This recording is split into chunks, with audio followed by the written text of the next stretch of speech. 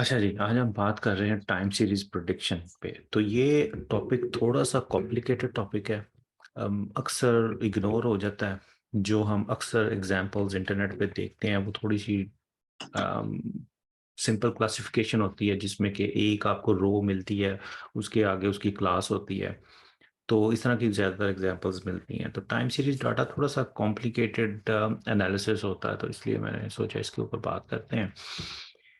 तो time series data they are abundant everywhere. कुछ examples यहाँ पे मेरे पास हैं कि जो लोग वेदर फोरकास्टिंग में काम करते हैं, तो कॉन्टिन्यूसली आपके पास डिफरेंट किस्म का डाटा आ रहा होता है, जिसमें कि ओशन हाइट्स हो सकती हैं। उसके मुताबिक सेलर्स जो हैं वो अपने प्लान करते हैं ट्रिप्स को। वेदर की और चीज़ें होती हैं, रेन फॉलिंग होती है, टेम्परेचर होता है, count of sun spots, temperature, humidity, pressure. कुछ सेंसर से डाटा लिया जाता है। पास का जो रिवर्स के ऊपर बहुत सारे सेंसर्स लगे होते हैं। ब्रिजेस के ऊपर सेंसर लगे होते हैं जो उसकी कॉन्टिन्यूसली मॉनिटरिंग कर रहे होते हैं। तो आप अगर ब्रिज के स्ट्रक्चर के इंटरनली अगर उसके अंदर कोई चेंज हो रही है, तो वो सेंसर उसको मॉनिटर कर रहे हैं, तो वो एक कोई पॉइंट ट्रिगर करते हैं। अब ये जो चीज़ें चेंज आती हैं ये ओवर द टाइम आती हैं। ये कोई ऐसे एक स्नैप नहीं होता कि एकदम से कुछ उसमें एक रो बन जाए और एक चेंज आ जाए। तो एक slowly over the period of over the time उसमें चेंज आती है। इस तरह रिवर्स के ऊपर जो सेंसर्स लगे होते हैं उसकी सैलिनिटी, पीएचपी और बहुत सारी चीज़ों को मेजर कर रहे होते हैं, जो कि मैरिनल लाइफ के लिए बहुत इंपॉर्टेंट होती है। तो वो जो डाटा, वो भी उसमें जो चेंज आ रही है वो एक स्लोली चेंज आ रही है। बाद चीज़ें सडन होती हैं, बाद चीज़ें स्लोली होती हैं। इलेक्ट्रिसिटी कंजप्शंस की जो प्रडिक्शंस करते हैं कि कितनी अभी डिमांड होगी, कितनी। ओबियसली एक सीजनैलिटी इफेक्ट तो होता है, लेकिन on the top of that still every day और even time to time, hour to hour prediction करने की ज़रूरत होती है। क्या डेथ रेट्स क्या होंगे, और जो टिपिकल एग्जांपल है स्टॉक प्राइसेस को प्रिडिक्ट करना, कैसे अब ऊपर कैसे जा रही हैं, नीचे कैसे जा रही हैं, फॉरेक्स प्राइसेस, कमोडिटी प्राइसेस। तो ये सारी जो time series data biological system में भी, जैसे कि कुछ सेल में चेंजिंग्स आ रही हैं या प्रोटीन में कुछ चेंजिंग्स आ रही हैं, तो वो कुछ स्लोली अगर उसके अंदर चेंजिंग्स आ रही हैं ओवर द टाइम, को आपके पास ऐसा मैकेनिज्म है कि उसको आप कैप्चर कर रहे हैं, जो कि माइक्रोस्कोप्स के जरिए भी हो सकता है कि उसकी स्क्रीनशॉट, उसकी आप इमेजेस ले रहे हैं एक अच्छी माइक्रोस्कोप्स के साथ। हम्म। तो वो अब आपने उसको प्रिडिक्ट करना है कि आगे क्या हैपन हो रहा है। ऑब्वियसली आपके पास लेबल डाटा तो होगा, लेकिन जो मेन पॉइंट ये है कि कोई भी चेंज आ रहा है, कोई भी चीज़ हैपन हो रही है, वो ओवर द टाइम हो रही है, स्लोली हो रही है। जब भी आपके पास इस तरह का डाटा होगा तो उसको हम टाइम सीरीज डाटा कहते हैं। तो जैसे जीन एक्सप्रेशन डाटा, सडनली तो जी। जीन बहुत ज़्यादा एक्सप्रेस करना नहीं शुरू होता ना, वो एक स्लोली एक मॉनिटर होता है आमतौर पे। तो जो हमारे पास मेजरिंग मेथड है, वो उसको एक वन पॉइंट के ऊपर मेजर करते हैं, लेकिन अभी मेथड्स इंप्रूव हो रहे हैं जो कि ओवर द टाइम उसकी मेजरमेंट करेंगे। तो उसमें फिर टाइम सीरीज एनालिसिस को समझना, उसको सही तरीके से डील करना वो बड़ा ज़रूरी है। तो इसमें कुछ टर्मिनोलॉजीज हैं टाइम सीरीज डाटा के अंदर जिसको समझना बहुत ज़रूरी है। एक टर्म हम ऑफन यूज़ करते हैं, ऑटो कोरिलेशन। तो ऑटो कोरिलेशन सिंपली ये है कि जो डाटा पॉइंट्स आगे चल के आ रहे हैं, ये जो आगे फ्यूचर के डाटा पॉइंट्स हैं, वो पिछले डाटा पॉइंट से कितने ज़्यादा कोरिलेटेड है। तो ऑटो कोरिलेशन, जैसे उसके वर्ड से ही जैसे पता चल रहा है कि कोरिलेशन है, ऑटो मीन इटसेल्फ से। तो अब ये देखें कि ये जो, जैसे यहाँ पे पॉइंट नंबर 1 है, ये टॉप पे है with respect to its neighbours. इसी तरह यहाँ पे जो जो 24 नंबर पॉइंट है, ये उसकी एग्जैक्ट वैल्यू वो नहीं है, वो 1 के ऊपर नहीं है, लेकिन वो अपने नेबर से टॉप पे है। तो उसके बाद ये आगे आ जाए कोई, ये मतलब लाइक रफली अबाउट 46 47 के ऊपर ये जो पॉइंट टॉप पे है, अगेन ये अपने नेबरहुड के से रिस्पेक्टिवली टॉप पे है, लेकिन उतनी वैल्यू नहीं है जो पीछे है। तो एक एक आपको ट्रेंड यहाँ पे नजर आ रहा है। तो this is called auto correlation, कि ये जो एक सर्टन आफ्टर एवरी 24 पॉइंट्स जो है ना, दैट मीन कि एक आपके पास पॉइंट आ रहा है जो कि अपने नेबरहुड से हाईएस्ट होता है, उससे पहले वैल्यूज स्मॉल होती हैं और उसके बाद वैल्यूज भी स्मॉल होती हैं, तो वो हाईएस्ट होता है अपने नेबरहुड। तो ये जब पैटर्न आपको नजर आता है आपके डाटा में, तो ये ऑटो कोरिलेशन है उसके अंदर। सीजनैलिटी एक अक्सर, जैसे कि वेदर है, इलेक्ट्रिसिटी प्राइसेस हैं, स्टॉक प्राइसेस हैं, फॉरेक्स प्राइसेस हैं, इसमें सीजनैलिटी का अफेक्ट हो सकता है कि क्रिसमस के अराउंड सेल बहुत ज़्यादा होती है, तो उसमें ऑब्वियसली लाइटें बहुत ज़्यादा इस्तेमाल होती हैं, हो सकता है वहाँ पे इलेक्ट्रिसिटी कंजप्शन बहुत ज़्यादा हो। इसी तरह जैसे गर्मियाँ आ गई हैं तो लोगों ने एसी चलाने, एयर कंडीशनिंग ज़्यादा यूज़ होनी है, तो वो सीजनल पे अब इलेक्ट्रिसिटी कंजप्शन उसमें ज़्यादा होगी। ठीक है। अ, तो ये जो सीजनैलिटी अफेक्ट है वो भी आप उसको देखते हैं कि ये इसमें वो, और यूजुअली वो लॉन्गर टर्म के ऊपर सीजनैलिटी इफेक्ट देखा जाता है, लेकिन ये छोटे टाइम फ्रेम पे भी देखा जा सकता है, जैसे कि डेली के ऊपर, डेली आप टाइडल वेव्स को स्टडी कर रहे हैं, आप कोई बायोलॉजिकल मैकेनिज्म स्टडी कर रहे हैं, तो हम्म, वो आप देख सकते हैं कि मिडल ऑफ द डे कोई चीज़ ज़्यादा हो रही है।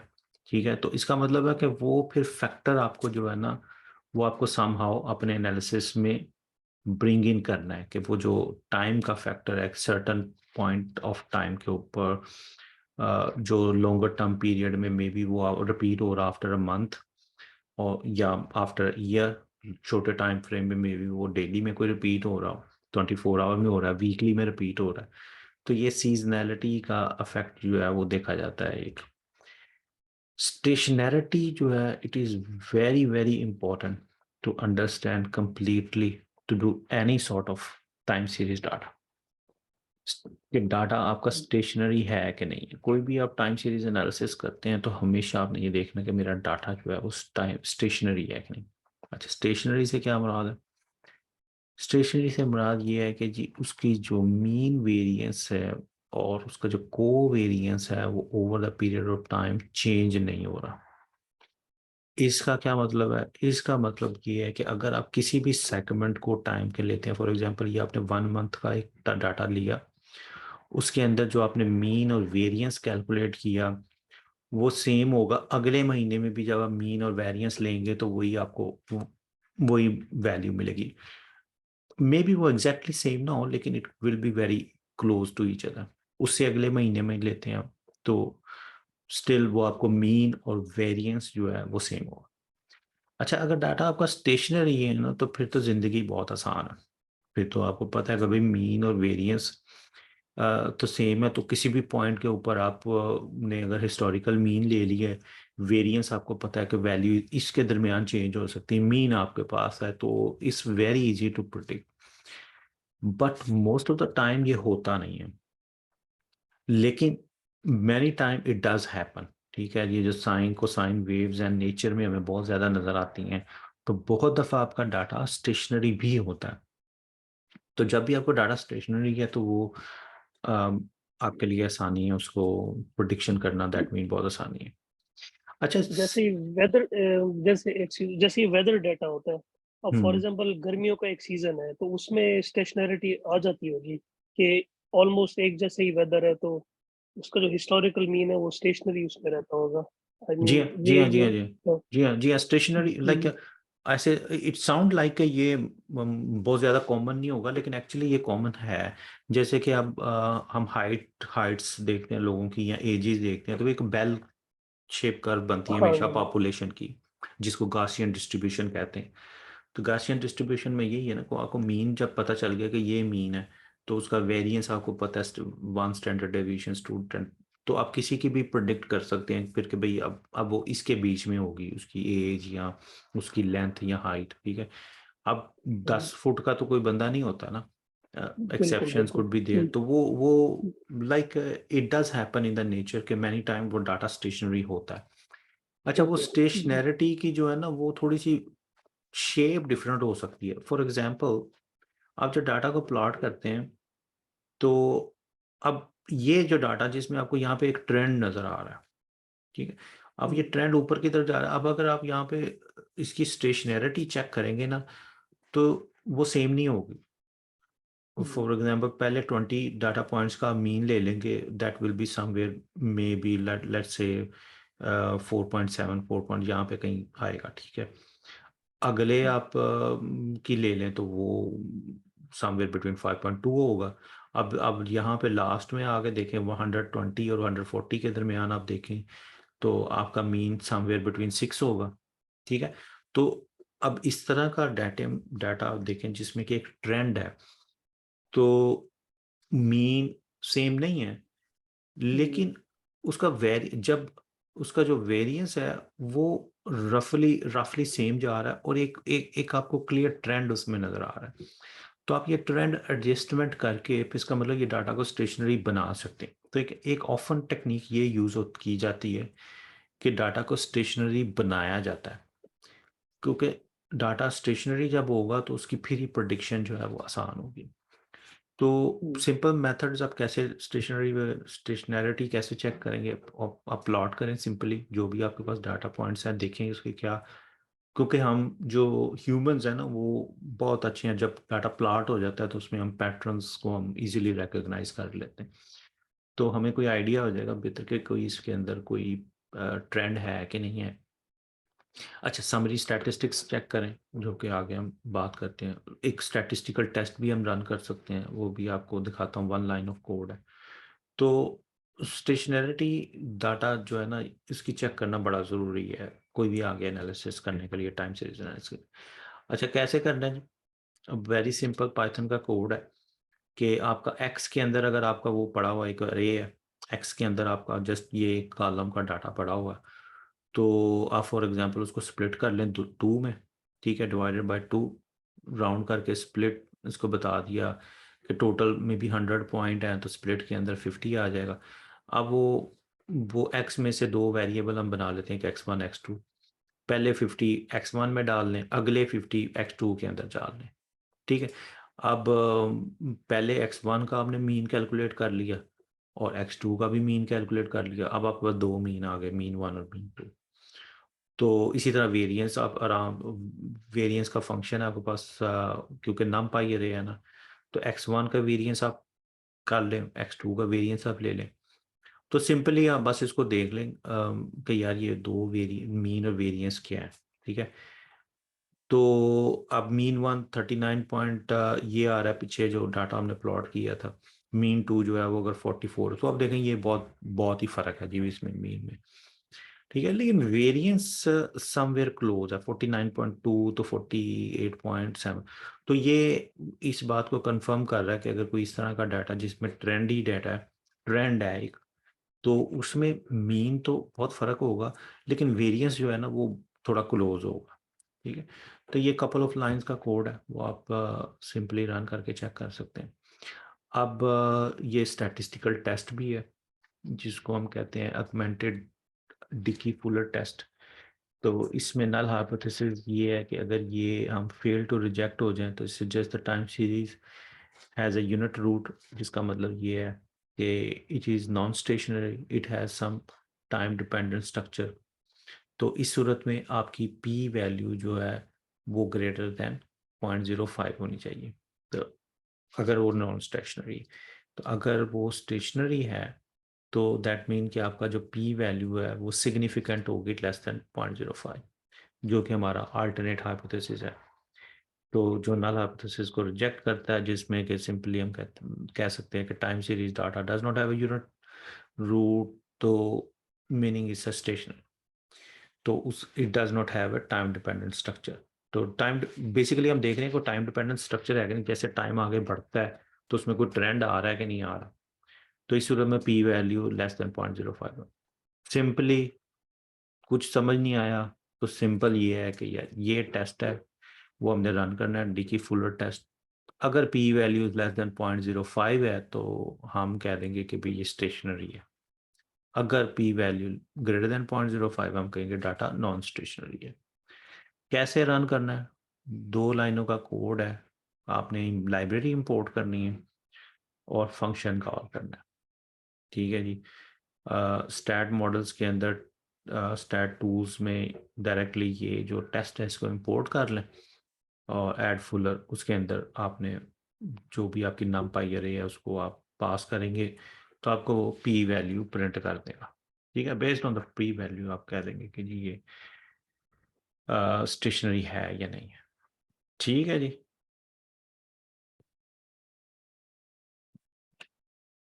अच्छा, अब दो एग्जांपल देख लेते हैं जिस पे मैंने काम किया हुआ है। तो एक हमने काम किया है जिसमें कि एक पीएचडी स्टूडेंट मेरा अभी थीसिस सबमिट कर रहा है, about to be finishing in couple of months. तो जिसमें कि हम ब्लड प्रेशर रेगुलेशंस देख रहे थे कि blood pressure estimation without conventional methods. Conventional method क्या है कि आप ये लगाएं, कफ बेस्ड मेथड है, चाहे वो ऑटोमेटिक है या ये मैनुअल है। बात एक ही है, these are called cuff paste के। ये आप लगाते हैं बाजू के ऊपर और ये इन्फ्लेट होता है और फिर आप उसको ब्लड प्रेशर एस्टिमेट करते हैं कि ये आपका सिस्टोलिक ब्लड प्रेशर है और ये आपका लोअर ब्लड प्रेशर है। तो अब इसमें प्रॉब्लम ये है कि ये एक पॉइंट ऑफ टाइम के ऊपर ये होता है, जबकि हमारा जो ब्लड प्रेशर है वो तो कॉन्टिन्यूस है ना, वो बढ़ता रहता है, कम होता रहता है। तो हो सकता है जब राइट उस पॉइंट पे आप मेजर कर रहे हैं तो एकदम ब्लड प्रेशर थोड़ा सा ज़्यादा हो गया हो, तो ज़्यादा आएगा, बाद में हो सकता है 1 मिनट के बाद वो नॉर्मल हो गया हो। तो अब हम उसको ब्लड प्रेशर की तरह ट्रीट करना शुरू कर देंगे। तो इसलिए एक एक नीड है कि भाई हम somehow continuous blood pressure measure करें, जो कि कन्वेंशनल मेथड से पॉसिबल नहीं। तो दूसरा मेथड ये है कि हम जो कि कैंडिडेट है, अभी इस पे ऊपर काफ़ी रिसर्च हो रही है, हमने भी जो रिसर्च की है कि पल्स ट्रांजिट टाइम जो पीटीटी है उसको कैलकुलेट किया जाए कि किसी भी एक लिम्ब में, फॉर एग्जांपल यहाँ से लेके बाजू में, एक पॉइंट से लेके दूसरे पॉइंट तक ब्लड कितनी तेज़ी से मूव करता है, पर ट्रांजिट टाइम। ठीक है, उसकी लेंथ ले लेते हैं, कितना लेंथ है, तो ये फार्मूला है, उससे ब्लड प्रेशर एस्टिमेट हो सकता है। लेकिन ये काफ़ी मुश्किल है कि कैसे ये मेजर करना है आपने प्लस ट्रांजिट टाइम, कितनी देर में पल्स मूव हुई है, ब्लड कितनी तेज़ी से मूव हो रहा है, तो उसकी जो एस्टिमेशन है वो कर सकते हैं। तो उसमें जो हमने ये वॉच डिज़ाइन की है, तो ये पीपीजी मिल जाते हैं, ये सेंसर है, आपको मिल जाएंगे इंटरनेट पे, आसानी से मिल जाते हैं। तो ये पीपीजी एक, यहाँ पे पीपीजी एक सेंसर है जो कि मेजर करता है कि आपकी ब्लड फ्लो को मेजर करता है मेनली, क्योंकि जो जैसे ही वेन में ब्लड आपका आता है तो उसकी जो आपकी चेंज ऑफ जो स्किन के ऊपर कलर है ना, वो थोड़ा सा चेंज हो जाता है उसके अंदर, वो उसको मेजर कर, उसको डिटेक्ट कर लेता है कि यहाँ पे पल्स यहाँ पे आई। तो दो सेंसर, एक यहाँ पे है एक यहाँ पे है, तो इसके दरमियान जो डिस्टेंस है दोनों सेंसर्स के दरमियान वो हमने मेजर कर लिया। हमें पता है कि they are like maybe 2 centimetre apart या 1 सेंटीमीटर अपार्ट। तो अब एक के ऊपर आपने वो उसकी वेव ले लेती है, जब पल्स आती है तो ये वेव उसके अंदर से थोड़ी सी ऊपर जाती है। ठीक है, जब पल्स गुजर जाती है तो वो थोड़ा सा नीचे आ जाता है। तो कई इसके चैनल होते हैं, रेड चैनल जैसे यहाँ पे शो किया हुआ है इस वक्त हमने। तो इस तरह से जब हम ये पल्स को मेजर करें तो फिर इसका मतलब है ट्रांजिट टाइम के इस पॉइंट से दूसरे पॉइंट तक पल्स कितनी देर में पहुंची है। तो ये हमने इसको प्रोजेक्ट किया है। ये फिर एल्गोरिदम जो हमने डिज़ाइन किया है ये काफ़ी डिटेल में है, मेरा ख्याल है मैं उस डिटेल में नहीं जाता। ये बजाय इसके कि हम peak to peak exactly measure किए हैं, हमने पूरी जो ना वेव फॉर्म को डिटेक्ट करके और उसकी मेजरमेंट की है कि एक वेव पूरी जो उसकी टफ क्रस्ट है कितनी देर में आगे मूव करती है। तो इंस्टेड के उसकी पीक ले लें या बॉटम ले लें इसके करने की बजाय। तो ये इस तरह से, ये एक तरह से मूविंग विंडो सा एल्गोरिदम हमने बनाया जो कि आके वो जाता है और डिटेक्ट करता जाता है कि यहाँ पे वो है कि नहीं है, पीक है कि नहीं है, और फिर वो कितनी देर में आगे पीक पहुंची है। और उसकी वेरिफिकेशन हमने ईसीजी के साथ की। ईसीजी के अंदर तो हमें पता होता है ना कि अब ब्लड, अब हार्ट बीट हुआ है, तो there should be a wave. तो ये मेथड पूरा पेपर में डिस्क्राइब भी हुआ हम उसमें इतनी डिटेल में नहीं जाते। तो एक एग्जांपल फाइनेंशियल मार्केट्स की देख लेते हैं। फाइनेंशियल मार्केट्स में भी बाहर तो आपको बड़ा ट्रेंड नज़र आता है कि जी बिटकॉइन की प्राइस जो है वो ऊपर ऊपर जा रही है, इथेरियम के ऊपर जा रही है या नीचे आ रही है। इसी तरह के स्टॉक्स है, वो प्राइस ऊपर जा रही है नहीं, बाहर इसमें एक बड़ा एक ट्रेंड नज़र आता है। तो लेकिन जो फाइनेंशियल मार्केट्स के पंडित हैं वो कहते हैं कि जी मार्केट्स जो हैं वो सारी वो एफिशिएंट होती हैं, और उसमें एक हाइपोथेसिस फेमस है जिसको कहते हैं एफिशिएंट मार्केट हाइपोथेसिस, कि आप जिसके मुताबिक आप बेसिकली फ्यूचर वैल्यू जो है उसकी प्रिडिक्ट नहीं कर सकते। एक सर्टेन पॉइंट ऑफ टाइम के ऊपर जो भी स्टॉक की प्राइस होगी ना, वो ऑटोमेटिकली क्या होता है उसमें वो सारी चीज़ों को कंसिडर करके वो मार्केट प्राइस सेट होती है। अच्छा, कौन सेट करता है? ये खुद ब खुद सेट हो जाती है। जैसे ही एक उसकी मुख्तलिफ अर्निंग्स आती हैं, न्यूज़ आती हैं, तो उसकी जो वो सारी जो इंफॉर्मेशन है उसमें जो एकदम बाय एंड सेल उसके होता है, तो एक जगह पे जहाँ पे वो प्राइस सेटल हो जाती है। तो एक एक जो सिंपल हाइपोथेसिस है वो यही है कि जब क्योंकि जो भी मार्केट में प्राइस सेटल हुई है, जो भी ट्रेडर्स ने उसकी मार्केट की प्राइस सेटल की है, तो वो जो सारा डाटा अवेलेबल है, सारी इंफॉर्मेशन अवेलेबल है, उसको कंसिडर करते हुए ही वो प्राइस सेटल की है, तो उसको हम बीट नहीं कर सकते। तो अब जो रिसर्चर्स हैं जो प्रोडिक्शन में लगे रहते हैं वो तरीके निकालते रहते हैं नए नए कि इसको हमने बीट करना है, हमने बेटर प्रोडिक्शन करनी है future value of the stock या कमोडिटी। तो उसके लिए एक थ्योरी है, एलियट वेव की थ्योरी है, कि जब मार्केट ऊपर जाती है तो जो है ना 8 साइकिल होते हैं, 5 साइकिल ऊपर की तरफ और 3 साइकिल नीचे की तरफ, एक push up down push up down push, जिसमें कि वेव 3 जो है वो सबसे बड़ी और लॉन्ग होती है। अब सिमिलरली यही एलियट वेव जो है वो कहता है कि जी मार्केट जब डाउन आती है तब भी 8 ही साइकिल होते हैं, जिसमें कि अगेन वेव 3 बड़ी लंबी होती है। आ, तो ये वेव 1 2 3 4 5, तो उसके बाद 3 करेक्टिव वेव। तो इस थ्योरी के मुताबिक तो जैसे ही हम मतलब वेव 2 के अंदर, वेव 2 जब फिनिश होती है, हम वेव 3 में काफ़ी लंबा बेनिफिट ले सकते हैं, and in these corrective waves भी हम उसको ज़्यादा बेनिफिट ले सकते हैं। That mean we can beat the market, तो इस सर थ्योरी इसमें का। एक एक एक सर क्वेश्चन है इसमें। ये जैसे आप आपकी बाइंग होती है इसकी, जो आपके कॉइन्स होते हैं बिटकॉइंस, तो अगर ये इस वेव पैटर्न को अगर अंडरस्टैंड कर लें, तो इसका मतलब है कि अगर आप वेव 2 जैसे क्रॉस होती है तो तब आप बाय कर लें और वेव 3 के पीक पे आप सेल कर दें। तो जी ये उस कॉन्टेक्स्ट में भी, उसी कॉन्टेक्स्ट में ही है ना जी ये हाँ जो जी हाँ, एलियट उसी वेव। उसी कॉन्टेक्स्ट में है कि आपने मार्केट को मार्केट को बीट करना है। ठीक है, तो मार्केट को बीट सही करने से सही। क्या मुराद है कि भाई मैंने आज लेके बैठ गया बिटकॉइन या कोई भी बिल्कुल। स्टॉक है, कोई भी चीज़ है, वो मैं लेके बैठ गया। आज उसकी वैल्यू है 100 रुपया, तो साल के बाद उसकी वैल्यू हो गई 200 रुपया, तो मैंने 200 रुपया उसको गेन किया, तो ये हो गया उसके नॉर्मल गेन।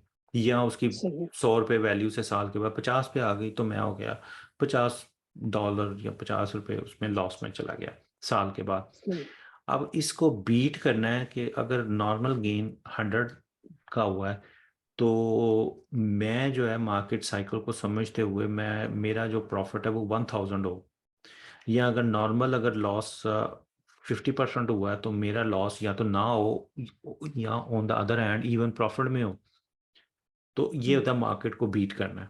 ठीक है, तो उसमें सही ये है। है कि ये जैसे देखें इस पॉइंट के ऊपर अगर इसकी वैल्यू थी फॉर एग्जांपल $100 है यहाँ पे इसकी वैल्यू किसी कमोडिटी की, और यहाँ पे हम्म। आके ये 150 हो गई है, तो ये इसका नॉर्मल रिटर्न है।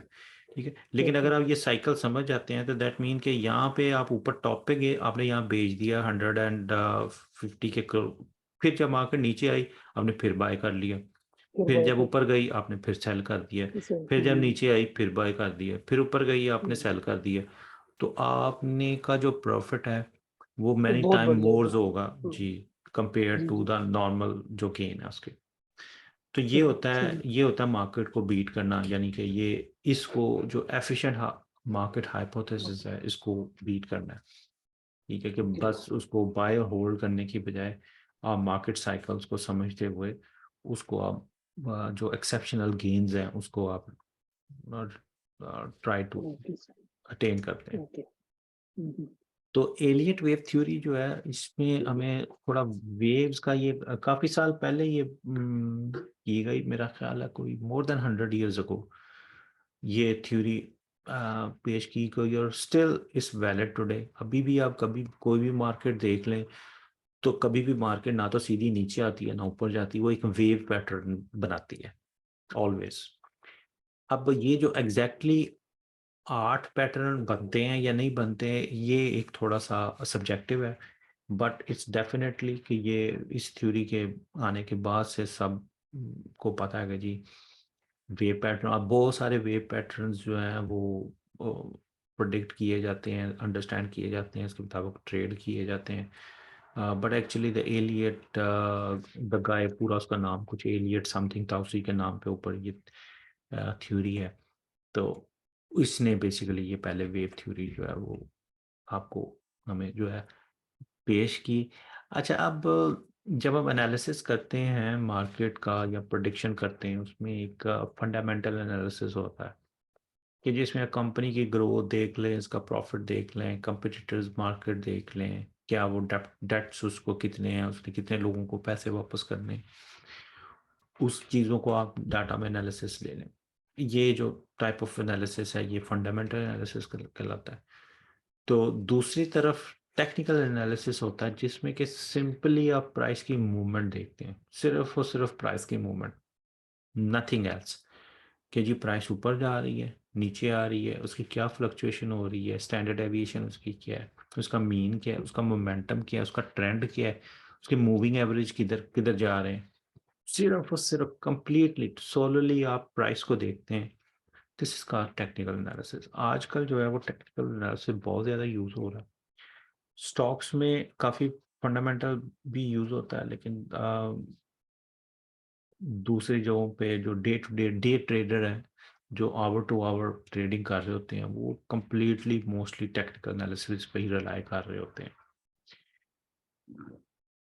तो टेक्निकल एनालिसिस में ये सिर्फ प्राइस को ही देखते हुए बहुत सारे आप मूविंग एवरेजेस कैलकुलेट करते हैं। मैकडी भी एक मूविंग एवरेज है, बोलियंजर उसकी वो देखता है कितनी स्टैंडर्ड डेविएशन क्या है, रिलेटिव स्ट्रेंथ आरएसआई भी काइंड ऑफ मूविंग एवरेज ही है। ऑन बैलेंस वॉल्यूम उसके वॉल्यूम को भी कंसिडर करता है, वॉल्यूम कैसे बढ़ रहा है कम हो रहा है ये चीज़। अब ये इसकी एग्जांपल है what the McD look like कि ये जो रेड और ग्रीन है ये एक्चुअल प्राइसेस है, ग्रीन मीन प्राइस ऊपर जा रही है, रेड मीन प्राइस नीचे आ रही है।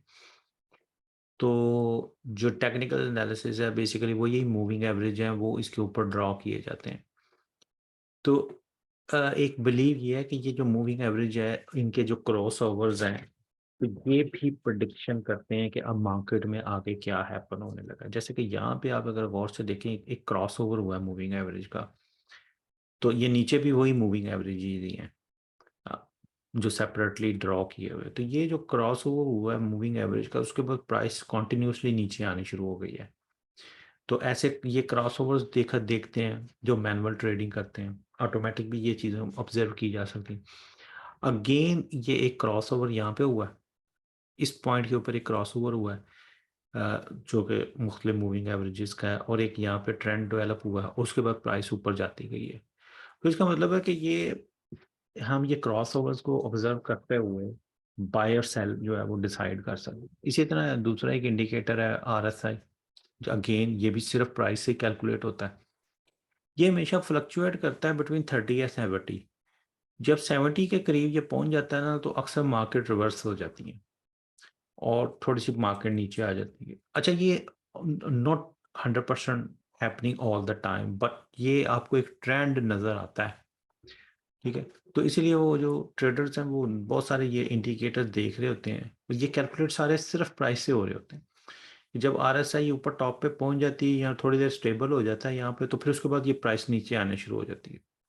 और जब वो बॉटम पे क्लोज तो 30 पहुंच जाता है आरएसआई, तो फिर मार्केट ऊपर जाना शुरू हो जाती है। ये आप अक्सर देखते हैं। तो this is all called technical analysis of financial markets. और ये सबके लिए सेम है, सब कोई भी आप सबके लिए सेम कहने का मतलब ये है कि भी स्टॉक्स के ऊपर भी ये इसी तरह वर्क करता है, क्रिप्टो करेंसी, बिटकॉइन, एथेरियम वगैरह सबके ऊपर। कमोडिटीज जो है फॉर ऑयल प्राइसेस, आपकी वीट प्राइसेस वगैरह, ये सारी चीज़ें, और जो फॉरेक्स हैं सारी, ये AUD, USD, euro USD, GBP USD वगैरह, सारे जो आपके फॉरेक्स प्राइसेस हैं, ये जितने भी जो चीज़ें हैं जिसमें कोई प्राइस डेली बेसिस के ऊपर को बाय सेल हो रहा है, उसमें आपको सिमिलर पैटर्न्स नजर आते हैं। अच्छा, अब आप इसको आ जाते हैं कि भाई आपने एक्चुअल जब मशीन लर्निंग लगानी है, तो आपने डीप लर्निंग लगानी है, तो डाटा को हैंडल कैसे करना है।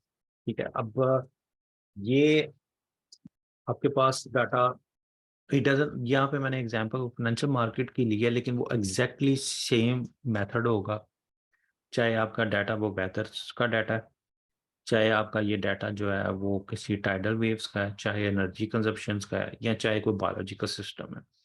मेनली आपके पास ये होगा, टाइम पॉइंट होगा यहाँ पे, टाइम पॉइंट 1 2, यानी कि हमेशा आपको डाटा इसी फॉर्मेट में मिलेगा, CSV फॉर्मेट में, या कोई भी डिफरेंट फॉर्मेट है जिसमें कि एक रो जो है वो सर्टन वैल्यूज को रिप्रेजेंट कर रही होगी at a certain time point, और नेक्स्ट रो जो होगी ना वो नेक्स्ट टाइम पॉइंट के ऊपर उसकी वैल्यूज होंगी। ठीक है, एग्री। तो कोई भी आपके पास टाइम सीरीज डाटा होगा ना, उसकी फॉर्मेट यही होगा कि एक रो रिप्रेजेंट कर रही है values on a one time point, और जो नेक्स्ट रो होगी ना वो नेक्स्ट टाइम पॉइंट के ऊपर वो वैल्यू। अब वो डिपेंड करेगा सेंसर पे, मेजरिंग सिस्टम पे। अब आपका सेंसर हर 1 सेकंड के बाद वैल्यू दे रहा है, तो वो यहाँ पे फर्स्ट सेकंड की वैल्यू होगी, सेकंड सेकंड वैल्यू, उसमें हो सकता है पूरी डेट टाइम भी इन्वॉल्व हो। तो इसी तरह ये स्टॉक्स की वैल्यूज हो सकती हैं, फॉरेक्स की प्राइसेस हो सकती हैं। बेसिकली ये पहले टाइम पॉइंट पे है, ये सेकंड टाइम पॉइंट पे, ये third time point, so and so fourth. ठीक है, एग्री जी, कोई इसमें कोई कंफ्यूजन? नहीं जी, क्लियर है। जी सर। ठीक है, तो अब ये है कि ये, अब आपने इस डाटा को एनालिसिस के लिए थोड़ा आपको शेप करना पड़ेगा। ठीक है, जिसको हम रीशेप पाइथन में कहते हैं। कैसे करना है? अब आप हम एक एग्जांपल ले लेते हैं, एक सिर्फ फीचर की या एक वैल्यू की। तो आपके पास ये वैल्यूज बहुत सारी हो सकती हैं। ये सेंसर भी हो सकते हैं, सेंसर 1, सेंसर 2, सेंसर 3, सेंसर 4। ये इमेजेस भी हो सकते हैं in the case of financial markets. ये आपके पास वैल्यूज होती हैं डिफरेंट। तो एक ही एग्जांपल ले लेते हैं, बाकी भी इसी तरह ही होंगे कि एक एग्जांपल, ये हमने फीचर ले लिया क्लोज वाला, इसको आपने पकड़ना है। एक सर्टन आप ने डिसाइड कर लेना कि मैंने कितने डाटा पॉइंट्स को टेक इन करना है to predict the next data point. ठीक, ये एक आर्बिट्रेरी सा डिसीजन है। ये फिर सिस्टम पे डिपेंड करेगा कि किस सिस्टम को आप एनालिसिस कर रहे हैं, और लिटरेचर पहले से क्या कह रहा है उसके बारे में, कितना के डाटा पॉइंट्स आपको लेने चाहिए। ठीक है, तो आपको 1 घंटे का टाइम चाहिए, 2 घंटे का डाटा आपने लेना है, या 4 घंटे का लेना है, या 4 दिन का लेना है, ये एक सब्जेक्टिव सा है। इस एग्जाम्पल में हम कह लेते हैं कि जी हम 10 डाटा पॉइंट्स लेंगे, और जो 11वां डाटा पॉइंट है उसको हम प्रिडिक्ट करेंगे। तो करना क्या है आपने, ये उठा लेनी है, ये एक फीचर की एक ही एग्जांपल लेते हैं, ये सारे वैल्यूज आपने उठा लिए, ये ऐसे क्लोज प्राइस। तो ये बेसिकली वैल्यू 1 और 2 3, ये 10 पॉइंट्स आपने ले लिए। ठीक है, इसको ऐसे आपने उठा लेना, एक आपने लूप रन करेंगे, और उसको, या numpy के जो उसमें मेथड्स हैं उसमें से आपने 10 डाटा पॉइंट्स पकड़ लिए। इस 10 डाटा पॉइंट्स को आप ले जाएंगे इधर, एक एक रो में ले जाएं, ये कॉलम फॉर्मेट में है ना, एक रो में ले जाएं। तो इस तरह से एक से लेके यहाँ पे 5 को शो किया है, तो ये बेसिकली आपने इसको एक रो फॉर्म में ले आए, और ये आपका आगे टारगेट जो है वो 6th डाटा पॉइंट हो गया। तो अब ये देखें, ये इसकी जो शेप बन गई है ना, वो थोड़ी सी वही बन गई है जो पहले से आप फेमिलियर हैं, कि जी एक रो है, उस रो के आगे कोई प्रेडिक्शन है। ठीक है, यही हम mostly machine learning, deep learning algorithms में करते हैं ना।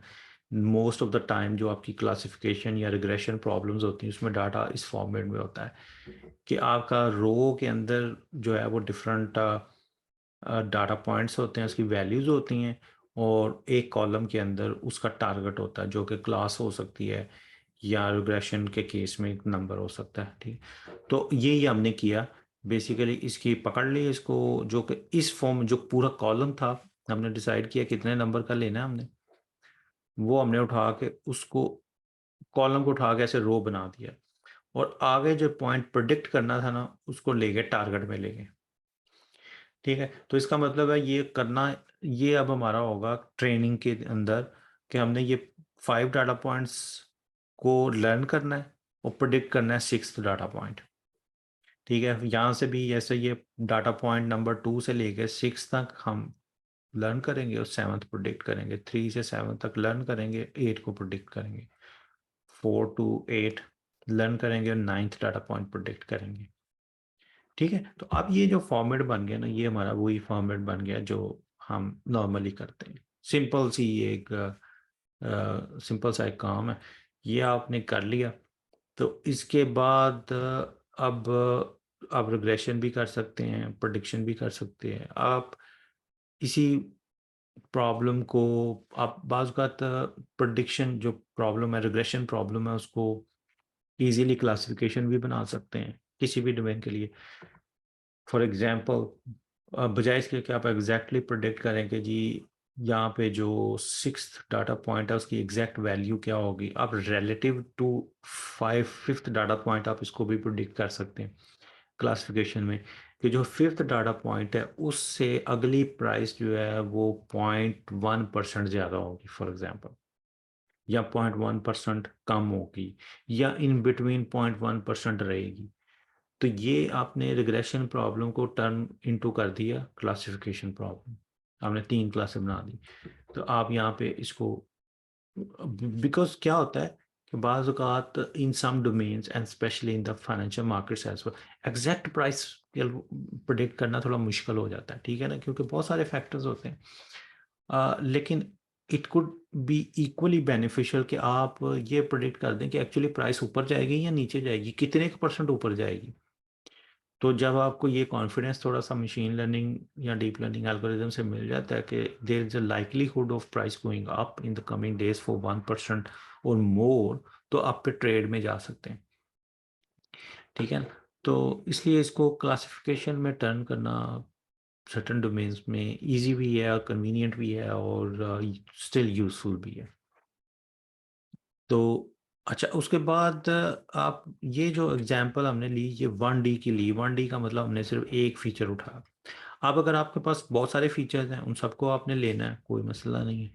उसी तरह आप इस तरह करेंगे कि फीचर 1 आपके पास रो में चला जाएगा, फीचर 2 आपका एक और रो बन जाएगी, फीचर 3 का, यानी आपने उसकी डाटा की शेप चेंज कर दी, रीशेप कर दी है, और स्लाइडिंग विंडो के साथ आप उसको डाटा को लेंगे और उसकी टाइम पॉइंट के मुताबिक आप ये एक विंडो उठाएँगे और इसको लेबल दे देंगे अगले डाटा पॉइंट से। ऐसे आप ये चलते जाएँगे और आपका डाटा जो है ना रीशेप हो जाएगा। और ये 3D में भी आप इसको कर सकते हैं, और बल्कि करते हैं, 3D में भी हम करते हैं जब हमारे पास बहुत सारे फीचर्स होते हैं।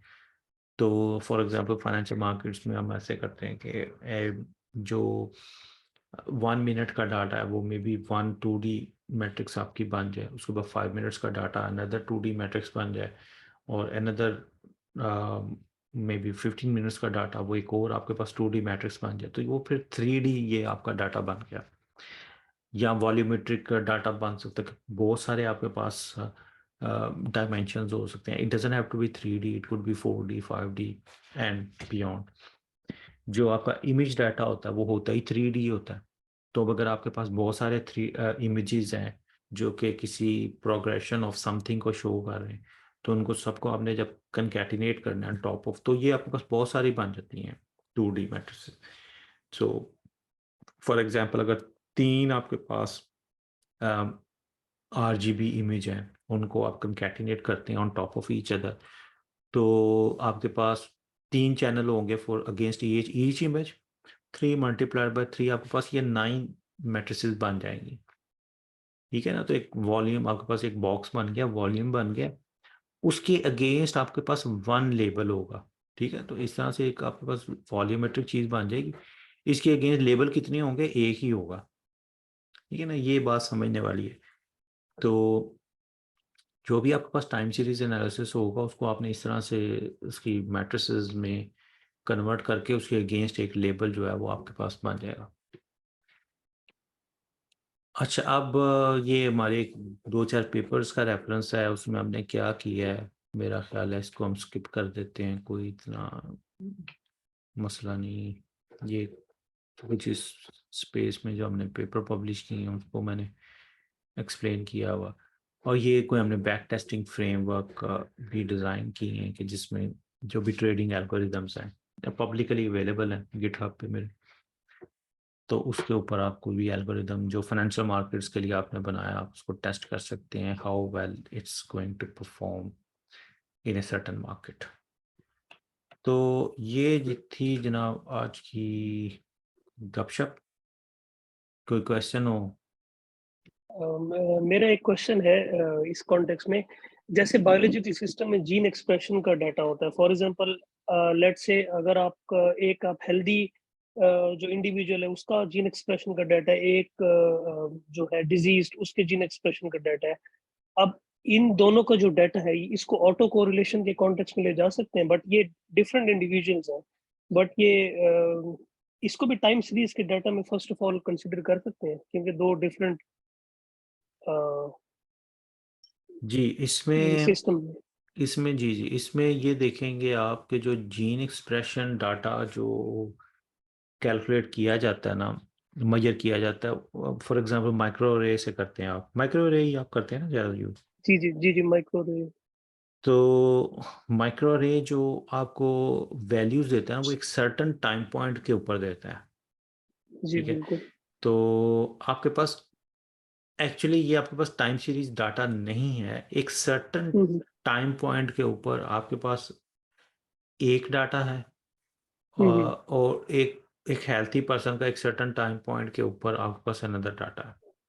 जी तो जी। इसका कंपैरिजन तो आप कर सकते हैं हम्म। डेफिनेटली, लेकिन इसको हम टाइम सीरीज डाटा नहीं कह सकते, क्योंकि ये ओके। बस एक ही टाइम पॉइंट के ऊपर एक वैल्यूज है, जी जी ठीक है। बिल्कुल। तो एनालिसिस तो इसका हो सकता है, मशीन लर्निंग, डीप लर्निंग, सारा कुछ लग सकता है, जी जी लेकिन जी। ये एक्चुअली टाइम सीरीज डाटा नहीं है।